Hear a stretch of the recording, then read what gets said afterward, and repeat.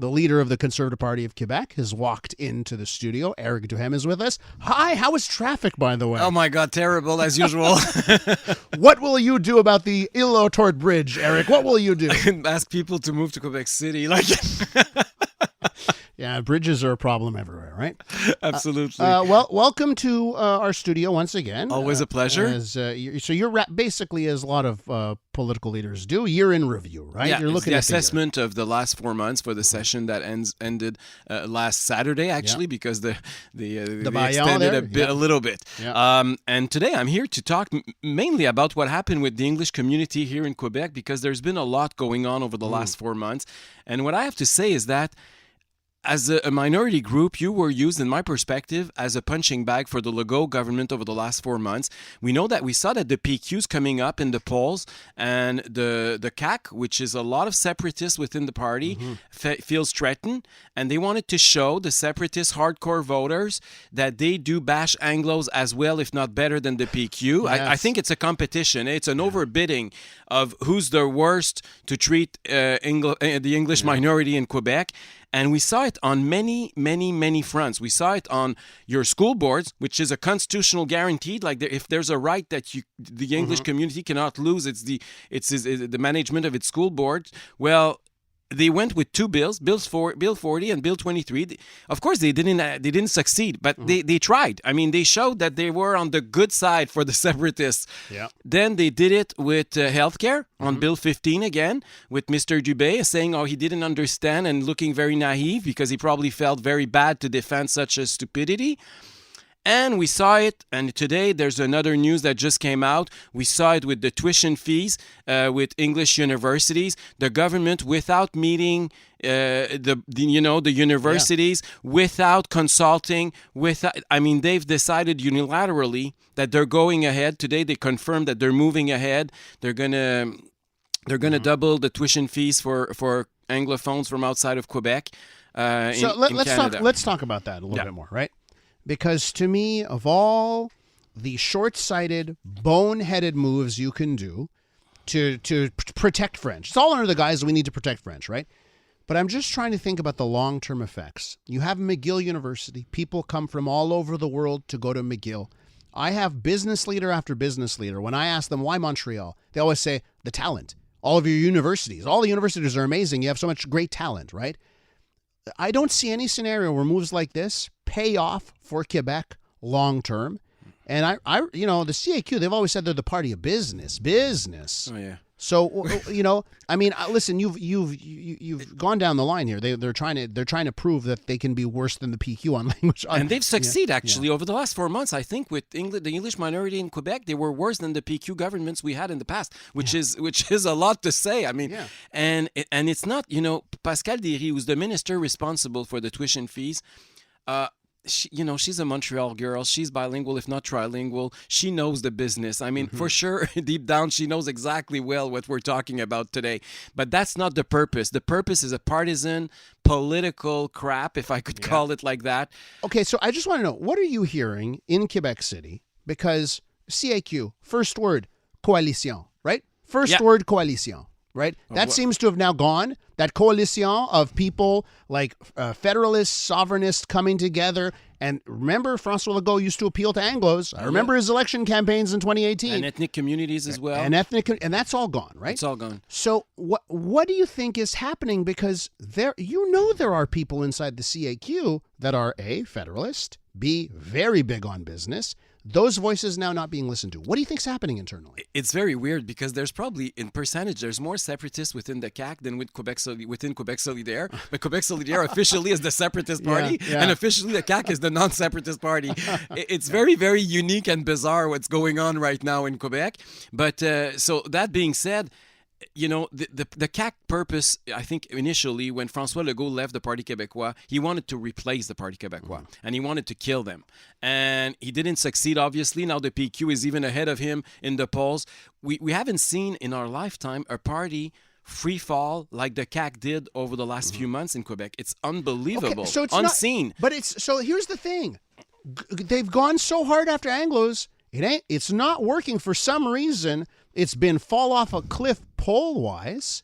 So how much of it has to do with that? I mean, there's so many other bad decisions by this government. Yeah, of course. Right now. So it hasn't been working. Why are they still going down this path? It's not working politically. Because they still see the PQ going up, and they're looking at what the PQ, the separatists want, and they're trying to appeal to those voters, and it's a slippery slope. I mean, as soon as you start and you have your finger into it, you're screwed. I mean, and this is what's going on right now.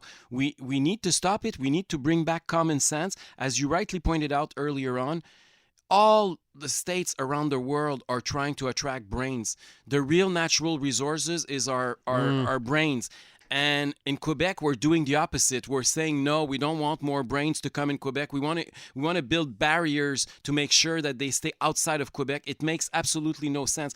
There's things that were proposed by universities, by McGill, Concordia, and Bishop, that I agree with. The fact that they want to increase the percentage of those kids to learn more French is a very good idea, because if you want to make sure, I understand that, at the basis, they have a good argument when they say we need to retain a higher percentage of students in Quebec after they end their studies. Yeah. I completely agree with that. That's a laudable goal. Yeah. But what do you do for that? If they learn French, they increase a lot the percentage of chances that they stay in Quebec. So why don't we push that? And they're young, they're gonna learn much faster than you and I. We should encourage that, and the universities are ready to work for that.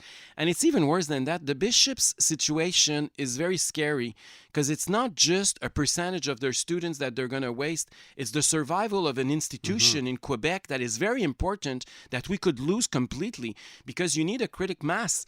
And they're not going to get it if it's only Quebec Anglophones in Sherbrooke. There's not that many out there. All right, we're back here on the Elias Macko Show. Éric Duhaime, leader of the Conservative Party of Quebec, is in studio. We have to give you this news. So La Presse is now reporting, by the way, and we have been talking. We talked about it on the Big Five at 9:05. The stories about Quebec, and they're going to make their final decision on tuition and that.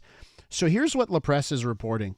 La Presse now reporting that the three Anglophone universities, McGill, Concordia, and Bishops, have received a letter from Pascal Derry, the Minister of Higher Education.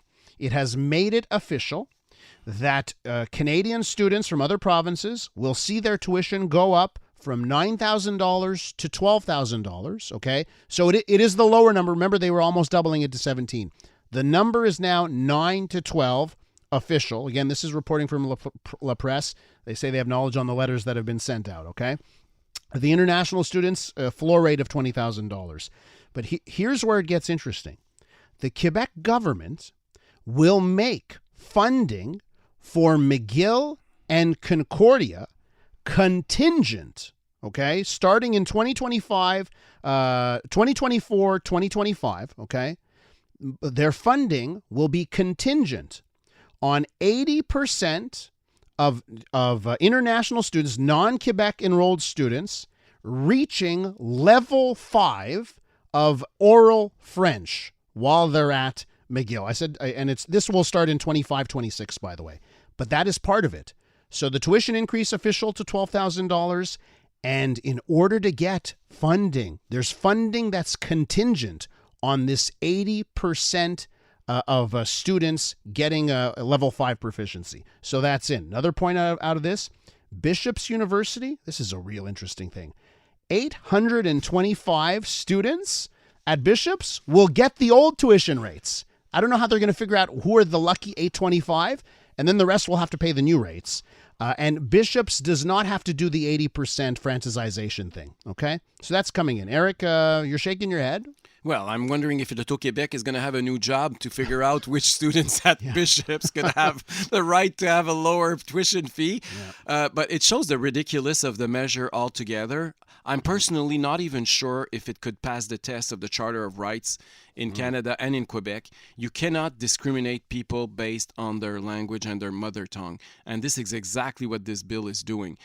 They could have said, for example, and I think the universities were open-minded regarding the fact that, if you have a certain amount of courses, that you pass a certain amount of courses in French, then we're going to lower your tuition fees, or they could have gone something, an incentive, instead of bringing the stick and trying to because my concern is that there's going to be less students coming to Quebec, less brains develop in Quebec, less people that will continue their future in Quebec, and economically, politically, socially, it's a very bad idea. Can I ask you, don't you have voters, like, you're a provincial party, not your base isn't West Island, So don't you have voters in your party that are like, Eric, we need to protect French.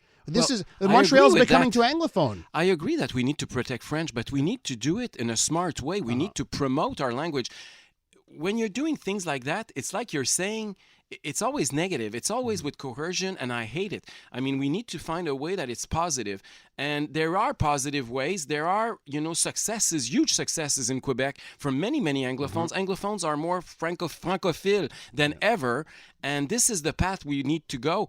But you want to get seats in the National Assembly. Yes. Can you get to a point, let's just, maybe not a majority government, but can you get in the National Assembly 20, 30 seats with that type of messaging to all Francophones? We need to. Yeah. And you know what? When I go across regions of Quebec, I'm in Bellechasse, for example, or in Port-Neuf, like very far away in regions, and I'm with the farmers in their field, you know what they tell me? They tell me they want their kids to be bilingual because, like Anglophones in Montreal, they understand that being bilingual is a richness, and for the future, we better be bilingual than unilingual. And that they want the best for their kids, just like Anglo-Montrealers want. So this is where I think we have common ground, and we should build on that common ground instead of trying to fight against each other. What is your play? Because, if you're going to get Anglo voters and allophone voters, obviously, traditionally, they've been with the Liberal Party of Quebec.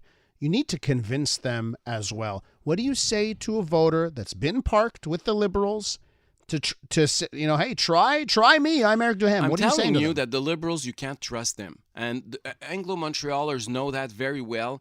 You saw it with Bill 96. They were ready to be worse than the CAQ, to put more barriers for Anglophones to go to attend the CEGEP. At the time, it was York Universities that we were talking about. It was the CEGEP. And they did the same thing, actually, over the last few days on Israel, at the federal and the provincial level. They said one thing. I walked with them. I was at a rally to free the hostages a few weeks ago. And now the provincial Liberals and the federal Liberals are asking for a ceasefire unilaterally without making sure that the Hamas is unarmed and without the hostages freed. So you can't trust the Liberals. The only way that the Liberals are moving on your linguistic rights right now is because the Conservative Party of Quebec is now at above 20% in all the polls, and they feel the pressure within their stronghold. And now they're starting to fight. They did it on Bill 15, and I commend them for that. But they did it because we're there, because we're putting pressure, because they're losing their base. And this is what, if you want to protect your rights, split your votes and have some competition, electoral competition. That's the only way your rights could be protected. We need to feel that you guys are there to convince. You're not granted for the Liberals forever. You're a radio guy. You understand the clock pressures that we have on radio. But I want to ask you just one thing, because I teased it before. You and Paul Saint-Pierre Plamondon. Yes. Sniping on Twitter, sniping on X. Yesterday. Yesterday over groceries of all things, right? Free market versus, so I just want you've done something that no one's been able to do. Make this guy lose his cool. This guy's been the calm, cool cucumber a lot of the times, and he lost it against you. He called me the world-class ignorant at the end of the debate. Yeah. But look, what happened is that, there's and the federal Liberals in Ottawa, Justin Trudeau is doing the same thing as Paul Saint-Pierre Plamondon, the PQ leader. They're trying to blame the grocery store owners for the prices hike. And what I'm telling them is, look, their margin of profits has not increased. It's not me who's saying it. It's university professors. Yeah. It's all the reports that we see.